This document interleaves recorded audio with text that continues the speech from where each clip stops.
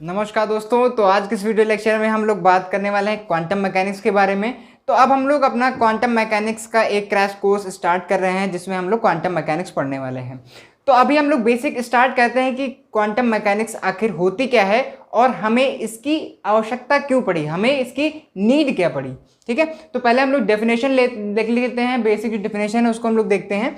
The branch of mechanics which deals with the mathematical description of the motion of the subatomic particle incorporating the quantization of energy is known as the quantum mechanics. यानी कि physics में mechanics की वो branch जहां पर हम किसी सब एटॉमिक पार्टिकल के मोशन की बात करते हैं और क्वांटाइजेशन ऑफ एनर्जी की बात करते हैं, उसे हम लोग क्या बोलते हैं, quantum mechanics. Quantum mechanics basically सब पे अप्लाई होती है। सब एटॉमिक पार्टिकल्स की बात करें डेली लाइफ में भी, लेकिन इसका जो इफेक्ट है वो डेली लाइफ में क्यों नहीं दिखता है, क्योंकि वहां पर वो जो ऑब्जेक्ट्स हैं वो स्पीड को अचीव नहीं कर पाते हैं। अदरवाइज हम कह सकते हैं कि क्वांटम मैकेनिक्स हर चीज को इन्वॉल्व करती है। यहाँ पे दो चीजें आपको हमेशा याद रखनी होंगी। क्वांटम मैकेनिक्स की जब भी बात करेंगे तो हम लोग क्या करेंगे, इसका एक मैथमेटिकल रिप्रेजेंटेशन। क्वांटम मैकेनिक्स में जो सबसे इंपॉर्टेंट चीज आती है वो आती है मैथमेटिक्स, और ये हम आगे भी देखने वाले हैं कि हर चीज को हम क्या करेंगे, कुछ मैथमेटिकल इक्वेशन के थ्रू प्रिडिक्ट करेंगे, इक्वेशंस के थ्रू प्रिडिक्ट करेंगे कि आखिर वो फिनोमेना कैसे गवर्न किया जाएगा। ठीक है, दूसरी चीज जो इसमें आती है जिसकी हम लोगों ने बात करी, यहाँ पर सब एटॉमिक पार्टिकल्स होंगे। पहली चीज हम लोग बात कर लें, है ना। ज्यादातर चीजें जो हम ऑब्जर्व कर रहे हैं वो सब एटॉमिक पार्टिकल के लिए। सब एटॉमिक पार्टिकल कहने की बात क्या है कि हम इलेक्ट्रॉन, प्रोटॉन्स, ऐसे सब एटॉमिक पार्टिकल्स की बात कर रहे होंगे। तीसरी चीज क्या आती है, क्वांटाइजेशन ऑफ एनर्जी। ये भी एक बहुत ही इंपॉर्टेंट कॉन्सेप्ट है जो कि क्वांटम मैकेनिक्स में इंट्रोड्यूस किया गया, और इसने कई सारी चीजों को क्या किया, बदलाव कर दिया, कई चीजों में रिवोल्यूशन ला दिया। तो अगर हम अगर बेसिक चीजें कहना चाहें कि क्वांटम मैकेनिक्स ने किसको किसको अफेक्ट किया या क्यों इंट्रोड्यूस हुई क्वांटम मैकेनिक्स, तो पहली चीज में आ जाती है, वो क्या आ जाती है, quantization of energy. Quantization of energy कहने का मतलब क्या है कि यहां पर जब हम पार्टिकल्स की बात करते हैं तो कहते हैं कि एनर्जी जो होगी वो क्वांटाइज होगी। एनर्जी क्वांटाइज होने का मतलब क्या है कि एनर्जी एक स्पेसिफिक अमाउंट में, फिक्स्ड अमाउंट में या तो एब्जॉर्ब करी जाएगी पार्टिकल्स के द्वारा या तो इमिट करी जाएगी। ठीक है, और वो जो क्वांटाइजेशन ऑफ एनर्जी होगा उसे हम लोग क्या बोलते हैं, उसे हम लोग क्या बोलते हैं, एच न्यू। ठीक है, ये बेसिकली एक क्वांटा होता है जिसकी ये एनर्जी होती है एच न्यू। ठीक है, दूसरी चीज जो क्वांटम मैकेनिक्स में आती है आपको हमेशा याद रखनी होगी कि यहां पर क्या अप्लाई होगी, अनसर्टेनिटी। ठीक है, अनसर्टेनिटी यहां पर इंट्रोड्यूस होगा एक कॉन्सेप्ट जिसका आप लोगों ने नाम सुना होगा, Heisenberg uncertainty principle. Sorry for blunder. Uncertainty principle क्यों अप्लाई होगा, क्योंकि क्लासिकल मैकेनिक्स में हम लोग क्या देते थे, क्लासिकल मैकेनिक्स की हम लोग बात करें तो यहां पर हम किसी भी पार्टिकल को, ठीक है, किसी भी पार्टिकल को क्या कर सकते थे, लोकलाइज कर सकते थे। ठीक है, किसी पार्टिकल को लोकलाइज कर देते हैं कि ये पार्टिकल, जैसे मैं आपसे कहूं कि मैं कहां पर हूं, तो किसी कमरे में एक पोजीशन आप मेरी XY Z कोऑर्डिनेट चूज करके मेरी एग्जैक्ट लोकेशन आप बता सकते हैं। लेकिन जब हम लोग किसकी बात करते हैं, क्वांटम मैकेनिक्स की, तो हम लोग ये कहते हैं कि यहां पर जो पार्टिकल है वो लोकलाइज्ड नहीं है, यानी किसी एक स्पेसिफिक पॉइंट पर आप उसकी लोकेशन को डिस्क्राइब नहीं कर सकते। तो यहां पर जो क्या हो इंट्रोड्यूस होती है, यहीं पर इंट्रोड्यूस होती है अनसर्टेनिटी। ठीक है, और ये कैसे डिटरमाइन करी जाएगी, वो सर हाइजेनबर्ग ने अपना प्रिंसिपल दिया था जिसे हम लोग हाइजेनबर्ग अनसर्टेनिटी प्रिंसिपल कहते हैं। तो क्वांटम मैकेनिक्स में हम लोग क्या करेंगे कि पार्टिकल जो है वो लोकलाइज्ड नहीं है, यानी कि क्या हो जाएगा, पार्टिकल नॉन लोकलाइज्ड। ठीक है, पार्टिकल नॉन लोकलाइज्ड होगा, और पार्टिकल नॉन लोकलाइज्ड होगा इसका मतलब है कि वहां पर उसमें अनसर्टेनिटी आ जाएगी। चाहे हम लोग पोजीशन की बात करेंगे, उसके मोमेंटम की बात करेंगे, एनर्जीज की बात करेंगे, वो आगे हम जब हाइजेनबर्ग अनसर्टेनिटी प्रिंसिपल डिस्कस करेंगे उसके बारे में हम अच्छे से डिस्कस करने वाले हैं। लेकिन अभी आपको क्या समझना है कि जब हम लोग क्लासिकल मैकेनिक्स की बात करते थे तो वहां पर किसी भी पार्टिकल की हम लोकेशन जो थी वो स्पेसिफाई कर रहे थे एग्जैक्टली, लेकिन क्वांटम मैकेनिक्स में ऐसा नहीं होता है। तो अगर क्वांटम मैकेनिक्स में ऐसा नहीं होगा तो हम पार्टिकल को डिस्क्राइब कैसे करेंगे, पार्टिकल के मोशन को डिस्क्राइब कैसे करेंगे। तो यहां पर हम क्वांटम मैकेनिक्स में क्या करते हैं, पार्टिकल को डिफाइन करने के लिए, उसके लोकेशन, उसके मोशन को डिफाइन करने के लिए हम लोग क्या इंट्रोड्यूस करते हैं, वेव पैकेट। ठीक है, यहां पर इंट्रोड्यूस करेंगे wave packet, wave packet introduce करेंगे, ना कि एक सिंगल वेव। अब सिंगल वेव क्यों नहीं इंट्रोड्यूस करेंगे, क्योंकि एक पार्टिकल है। सपोज कीजिए, पहली चीज तो हम देख लें कि वेव पार्टिकल बेसिकली है, वेव पैकेट है क्या। वेव पैकेट बेसिकली क्या है कि कई सारे क्या कहते हैं ऑक्सीलेशन, ठीक है, कई सारे ऑक्सीलेशन का सुपरपोजिशन है। तो हमने एक यहां पर मान लीजिए ये एक वेव पैकेट किसी भी पार्टिकल को क्या कर दिया, असाइन कर दिया, और हमने कहा कि जो पार्टिकल है वो मान लिया कि हमने यहां पर होगा इस वेव पैकेट में, ठीक है। इस वेव पैकेट में ये पार्टिकल यहां पर सिचुएटेड होगा, ये मान लेते हैं हम कि इसकी जो पोजीशन है वो क्या है, x = 0। x = 0 पर पार्टिकल लोकलाइज होगा। लेकिन अगर ये होता कब जब हम डिफाइन कर रहे होते, क्लासिकल मैकेनिक्स पढ़ रहे होते। क्वांटम मैकेनिक्स में हमने कहा कि पार्टिकल यहां पर होना चाहिए, स्पेसिफाई नहीं कर सकते हम, एग्जैक्ट नहीं कर सकते कि पार्टिकल x = 0 वाली पोजीशन पे होगा, नहीं, ये पार्टिकल इस पूरे रीजन में पाया जा सकता है कहीं भी। लेकिन यहां पर वेव को दिखाने का मतलब क्या है, यहां पर देखिए एम्पलीट्यूड ज्यादा है, यहां पर एम्पलीट्यूड कम है, यानी कि इस पार्टिकल के पाए जाने की प्रोबेबिलिटी जहां पर एम्पलीट्यूड ज्यादा है वहां पर ज्यादा होगी, और जहां पर इसका एम्पलीट्यूड कम है वहां पर इसकी जो पाए जाने की प्रोबेबिलिटी है वो कम होगी। यानी कि जैसे ही हम इस साइड से लेफ्ट या राइट साइड में मूव करेंगे, हमारे पास जो इस पार्टिकल के पाए जाने की प्रोबेबिलिटी है, संभावना है, वो क्या हो जाएगी, कम हो जाएगी, ठीक है। तो इसलिए हम पार्टिकल को एक सिंगल वेव से एसोसिएट ना करके वेव पैकेट से डिनोट करते हैं, क्योंकि हम उसकी एग्जैक्ट लोकेशन को डिफाइन नहीं कर सकते। क्वेश्चन जो आता है कि हाँ सिंगल वेव हम लोग क्यों नहीं यूज करते हैं, ठीक है, सिंगल वेव क्यों नहीं यूज करते हैं, ये मैं आपको डिटेल में बताने वाला हूं, जो हमारा अगला वीडियो लेक्चर आएगा वेव पैकेट के ऊपर, जिसको हम बहुत ही अच्छे से डिस्कस करेंगे कि इसको हम पार्टिकल को एक सिंगल वेव से डिनोट ना करके एक वेव पैकेट से ही क्यों डिनोट करते हैं। अब ये चीज आपको समझ में आ गई।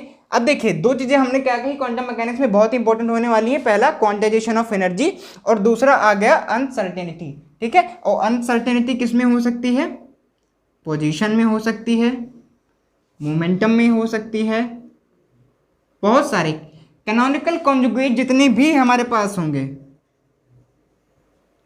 ठीक है, कैनोनिकल कोऑर्डिनेट हमारे पास जितने कैनोनिकल कोऑर्डिनेट वेरिएबल होंगे उन सब में हमारे पास क्या आएगी, अनसर्टेनिटी आएगी। दूसरी चीज एक आपको यहां पे इंपॉर्टेंट क्या याद रखनी है कि क्वांटम मैकेनिक्स में जब हम कह रहे हैं कि इसको वेव पैकेट से किसी भी पार्टिकल को रिप्रेजेंट करेंगे तो उसके करस्पॉन्डिंग यहां पर एक क्या होगा, वेव फंक्शन, ठीक है, यहां पर क्या होगा, एक वेव फंक्शन, और उस वेव फंक्शन को हम लोग किससे डिनोट करते हैं, साई से। इस सिंबल को हम लोग क्या बोलते हैं, साई। तो किसी भी पार्टिकल को स्पेसिफाई करने के लिए हम क्या यूज करेंगे, एक वेव फंक्शन, और उस वेव फंक्शन को हम लोग साई से रिप्रेजेंट करेंगे। और इसी वेव फंक्शन का अगर हम क्या कर दें, स्क्वायर इसका मॉड ले लें, तो ये बेसिकली क्या हो जाएगी, प्रोबेबिलिटी, ठीक है, ये क्या हो जाएगी, प्रोबेबिलिटी हो जाएगी। प्रोबेबिलिटी क्या, प्रोबेबिलिटी है, प्रोबेबिलिटी है इस पार्टिकल के पाए जाने की, जिसको हमने क्या कहा है, साई रीजन में, एक रीजन में, पर्टिकुलर रीजन में उस पार्टिकल के पाए जाने की प्रोबेबिलिटी जो क्या होगी, साई स्क्वायर, यानी, ठीक है।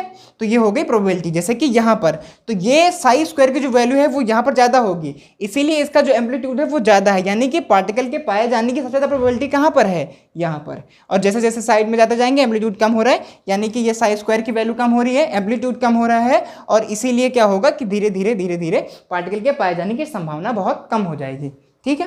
तो ये चीज आपने याद रख ली। तो कैनोनिकल कोऑर्डिनेट वेरिएबल्स की हम लोग बात कर ली कि इनमें जो क्या होगी, बेसिकली अनसर्टेनिटी आती है। तीसरी चीज जो यहाँ पर इंट्रोड्यूस होगी वो बेसिकली क्या हम लोग कहते हैं क्वांटम मैकेनिक्स में, जो रेवोल्यूशन एक हिसाब से कह के लेके आया,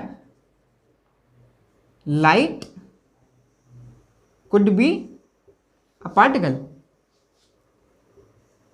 एग्जैक्टली जब हमने क्लासिकल मैकेनिक्स स्टडी करी उसमें हमने क्या देखा था कि जो हमारे पास लाइट थी, जैसे कि हम लोग बात करते थे कि डबल स्लिट एक्सपेरिमेंट की बात करें हम लोग, तो उसमें क्या है कि वेव्स की हम लोग बात करते हैं ना, इंटरफेरेंस पैटर्न, डिफ्रैक्शन पैटर्न, अगर ये चीज़ें होती हैं तो यहाँ पर न्यूटन मैकेनिक्स नहीं समझा पा रही थी।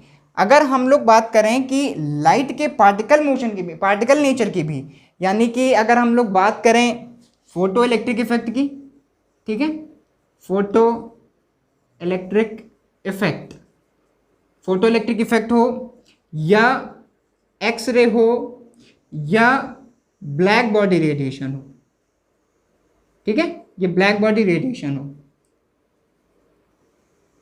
ये जो फिनोमिनास थे, ये फिनोमिनास, इसको समझाने में क्या हुआ, हमारे पास जो क्लासिकल मैकेनिक्स थी वो फेल हो गई।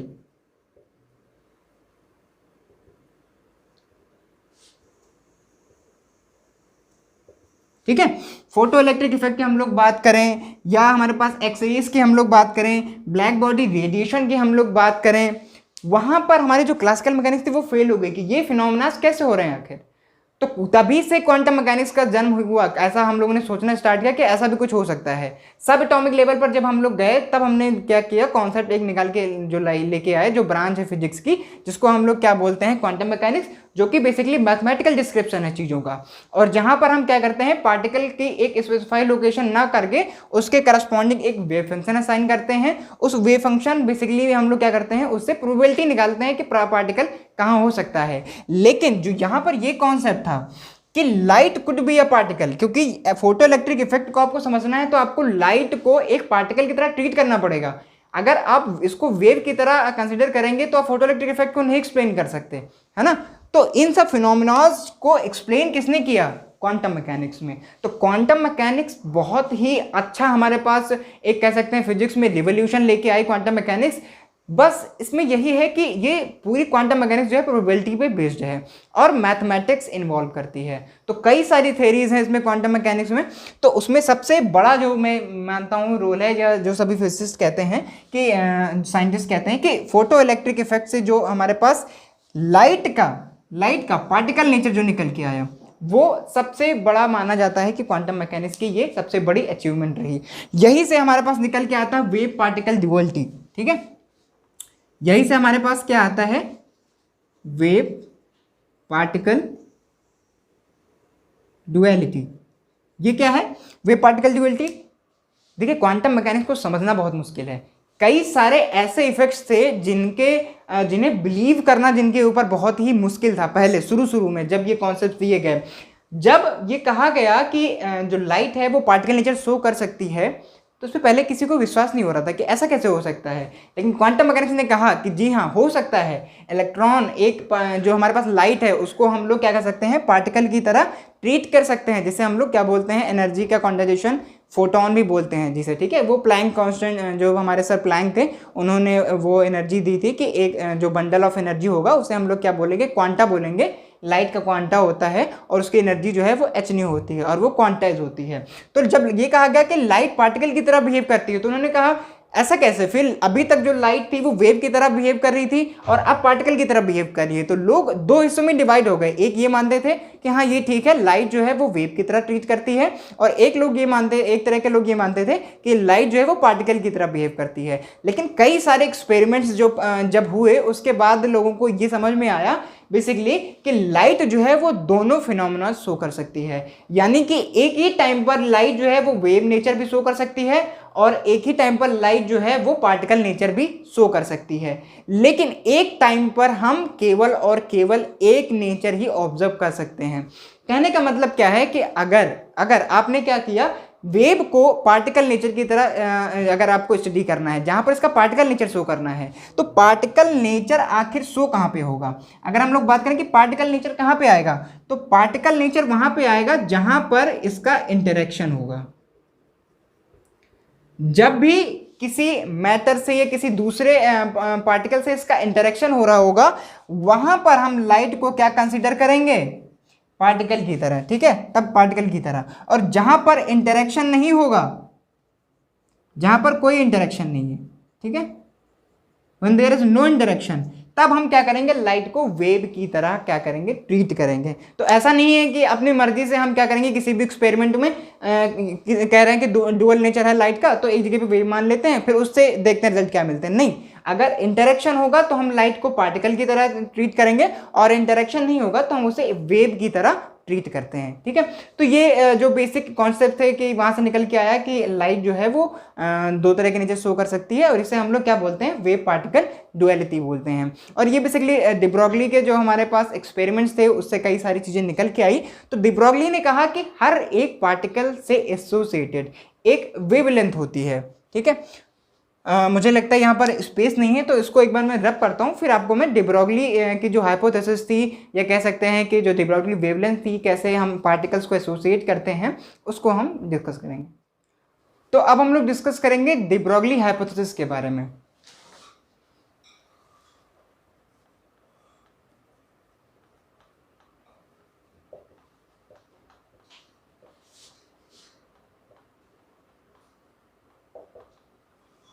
सर डी ब्रोगली ने ये कहा, जैसा कि हम लोगों ने कहा कि जो लाइट है वो डुअल नेचर शो करती है। किसी इंस्टेंट पे वो पार्टिकल की तरह बिहेव कर सकती है, और किसी इंस्टेंट पे वो वेव की तरह बिहेव कर सकती है। तो जो हमारे डी ब्रोगली सर थे, उन्होंने ये कहा कि किसी भी पार्टिकल को ऑब्जर्व करते टाइम, जैसे कि हम लोग बात करें कि इलेक्ट्रॉन को, तो इलेक्ट्रॉन बेसिकली क्या है, एक मैटर, क्योंकि ये एक स्पेस जो है वो ऑक्यूपाई करता है। तो उन्होंने कहा कि जो हमारे पास एक तरह की वेव्स होती हैं जिन्हें हम लोग क्या बोलते हैं, मैटर वेव्स, और इन मैटर वेव को हम लोग क्या कहते हैं, इनके एसोसिएटेड एक वेव होती है।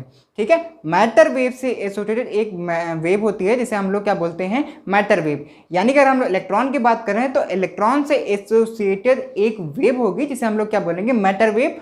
और उससे एक इन्होंने रिलेशन दिया कि कैसे हम उस वेव को उसके मोमेंटम से और उसकी वेवलेंथ को हम लोग क्या कर सकते हैं, कनेक्ट कर सकते हैं। ठीक है, तो सर जैसे कि बेसिक हम एक्सपेरिमेंट की बात करते हैं कि अगर मान लीजिए एक यहाँ पर एक डबल स्लिट एक्सपेरिमेंट की बात करें, और यहाँ पर हमारे पास इलेक्ट्रॉन है। ठीक है, अगर मान लीजिए कि यहाँ से हम एक इलेक्ट्रॉन को इस स्लिट से गुजारते हैं, फिर ये डबल स्लिट एक्सपेरिमेंट है, और यहाँ पर हमारे पास पैटर्न है, और इस पैटर्न में हमें एक इंटरफेरेंस पैटर्न जैसा कुछ मिल रहा है। जबकि अगर ये इलेक्ट्रॉन था तो हमें यहाँ पर एक इलेक्ट्रॉन या तो इस पार्ट से जाता या तो इस पार्ट से जाता, यहाँ पर हमें दो डॉट्स मिलने चाहिए थे, लेकिन यहाँ पर हमें मिल क्या रहा था, इंटरफेरेंस पैटर्न। ये बेसिकली हमारी क्या है, स्लिट, और ये हमारे पास क्या है, ये स्क्रीन है। ठीक है, और ये हमारा बेसिकली सोर्स है। तो यहाँ से इलेक्ट्रॉन जाता तो यहाँ पर से किसी एक स्लिट से गुजरता और एक हमें पॉइंट मिलता, लेकिन हमें मिल क्या रहा है, हमें मिल रहा है एक इंटरफेरेंस पैटर्न। तो सीधी सी बात, यहाँ पे एक जो कॉन्सेप्ट निकल के आया था उसे हम लोग क्या बोलते हैं, मैटर वेव। ठीक है, मैटर वेव। मैटर वेव कहने का मतलब क्या है, किसी भी मैटर से एसोसिएटेड क्या होगी, एक वेव। और वेव हम लोगों ने कहा कि क्वांटम मैकेनिक्स में हम किसी भी पार्टिकल को वेव से रिप्रेजेंट कर सकते हैं, तो ये कॉन्सेप्ट बिल्कुल सही था, उसको हम एक साई फंक्शन से रिप्रेजेंट कर सकते हैं। ये अगर वेव है तो इसके पास क्या होगा, एक मोमेंटम होगा। ठीक है, ये एक होगा मोमेंटम, इसको हम लोग पी से डिनोट कर लेते हैं। और वेव है तो इसके पास क्या होगी, वेवलेंथ भी होगी। ठीक है, अब आपको पता होगा कि मोमेंटम और वेवलेंथ क्या होते हैं, आप इस बेसिक लेवल पे आपने पढ़ा है, तो मोमेंटम और जो वेवलेंथ है वो बेसिकली वही है। ठीक है, अब देखिए कि एक पार्टिकल जो कि मैटर था, इलेक्ट्रॉन या प्रोटॉन, किसी की भी हम बात कर लें, उसको हमने क्या किया, एक वेव से एसोसिएट कर दिया। डी ब्रोगली सर ने क्या कहा कि ये वेव की जो वेवलेंथ होगी लैम्डा, वो किससे रिलेट करी जाएगी, h/p। p क्या है, उस वेव का मोमेंटम, h क्या है, प्लैंक्स कांस्टेंट। ठीक है, प्लैंक्स कांस्टेंट। इस प्लैंक कांस्टेंट की वैल्यू आपको मैं बता दूं तो 6.634 इंटू 10⁻34 जूल सेकंड होती है। ठीक है, तो यहां पर हम देखेंगे कि प्लैंक्स कांस्टेंट क्यों इंट्रोड्यूस हुआ, आप ये सपोज कर सकते हैं। हमने अभी पहले डिस्कस किया कि क्वांटम मैकेनिक्स में हम लोग क्या किसकी बात करते हैं, क्वांटाइजेशन ऑफ एनर्जी। और क्वांटाइजेशन ऑफ एनर्जी किसने दिया था, सर प्लैंक ने। ठीक है, तो सर प्लैंक ने दिया, तो यानी कि यहाँ पर कुछ क्वांटा जैसा रिलेट हो रहा होगा, एनर्जी रिलेट हो रही, तो क्वांटाइजेशन ऑफ एनर्जी के लिए यहाँ पर बेसिकली एच इंट्रोड्यूस हो गया। ठीक है, जो प्लैंक कांस्टेंट होता है और जिसकी वैल्यू हमने बता दी। लैम्डा आपको पता है, लैम्डा बेसिकली क्या है, वेवलेंथ ऑफ वेव। और ये वेव है क्या, जो इस पार्टिकल से यानी कि इलेक्ट्रॉन से एसोसिएट करी गई है। ठीक है, और आपको पी पता है, पी क्या है, मोमेंटम। ये क्या होगा, मोमेंटम ऑफ पार्टिकल। पार्टिकल की बात करें या मैटर वेव की बात कर लें, ठीक है, यहाँ पे मैटर वेव लिख लेते हैं। तो इस तरह से ये चीज़ें जो है वो एक्सप्लेन करी गई। दूसरी मैं आपको एक चीज़ और बता दूंगा, जैसा कि मैंने कहा था कि किसी भी पार्टिकल को हम एक वेव फंक्शन से असाइन करते हैं और उस वेव फंक्शन के करस्पॉन्डिंग हम लोग क्या देखते हैं कि प्रोबेबिलिटी उसके पाए जाने की कितनी होगी, ठीक है, प्रोबेबिलिटी कितनी होगी। जैसे कि एक ये मैं बनाता हूँ और मान लिया कि हमारा जो पार्टिकल है वो बेसिकली यहाँ पर होगा। यहाँ पर क्यों होगा, क्योंकि यहाँ पर जो एम्पलीट्यूड है, इसको एम्पलीट्यूड को हम लोग ए से डिनोट कर लें और पोजीशन को x से डिनोट कर दें, तो x इक्वल्स टू 0 पे इसका जो एम्पलीट्यूड है वो मैक्सिमम है, यानी कि इस पार्टिकल के पाए जाने की प्रोबेबिलिटी सबसे ज़्यादा कहाँ पर है, x इक्वल्स टू 0 पे।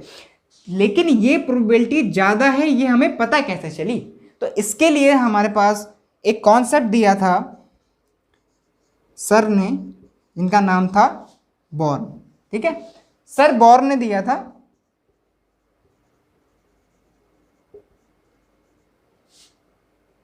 इन्होंने क्या कहा कि किसी भी पार्टिकल की जो पाए जाने की मैक्सिमम प्रोबेबिलिटी कहां होगी, उसके लोएस्ट पॉइंट पे होगी। लोएस्ट पॉइंट कहने का मतलब क्या है, लोएस्ट पोजीशन वैल्यू पे होगी, ठीक है, यानी कि x इक्वल्स टू 0 पर, x इक्वल्स टू 0 पे पाए जाने की जो क्या होगी प्रोबेबिलिटी होगी, वो क्या होगी, प्रोबेबिलिटी हो जाएगी मैक्सिमम, ठीक है। और लोएस्ट कहां पर होगी, जहां पर x की वैल्यू जब बढ़ती जाएगी तो प्रोबेबिलिटी क्या होती, कम हो जाने की। तो इसे हम लोग क्या बोलते हैं, बॉर्न प्रोबेबिलिटी, या इसे हम लोग क्या कहते हैं, बॉर्न अप्रॉक्सीमेशन भी कहते हैं, ठीक है, जिससे पता चलता है कि पार्टिकल के पाए जाने की प्रोबेबिलिटी कहां पर मैक्सिमम है और कहां पर कम है। तो क्वांटम मैकेनिक्स में अभी हम लोग कई सारी चीज़ें और डिस्कस करने वाले हैं। जैसा कि हमने बात करी कि पार्टिकल को वेव फंक्शन से असाइन करते हैं, तो किसी भी पार्टिकल के लिए उस वेव फंक्शन को हम कैसे लिखेंगे, कैसे हम उसकी इक्वेशंस को लिखेंगे, और उस वेव फंक्शन के लिए क्या क्या कंडीशन है कि वेव फंक्शन जो हम लिख रहे हैं उस पार्टिकल के लिए, वो पार्टिकल के लिए एप्लीकेबल होगा, उसको पूरी तरह से डिस्क्राइब कर पाएगा कि नहीं कर पाएगा, उस वेव फंक्शन की प्रोबेबिलिटीज़ क्या होंगी, उस वेव फंक्शन की बाउंड्री कंडीशन क्या होंगी, वेव फंक्शन कैसा होना चाहिए, इन सब चीज़ों के बारे में हम अपने अगले वीडियो लेक्चर में डिस्कस करेंगे।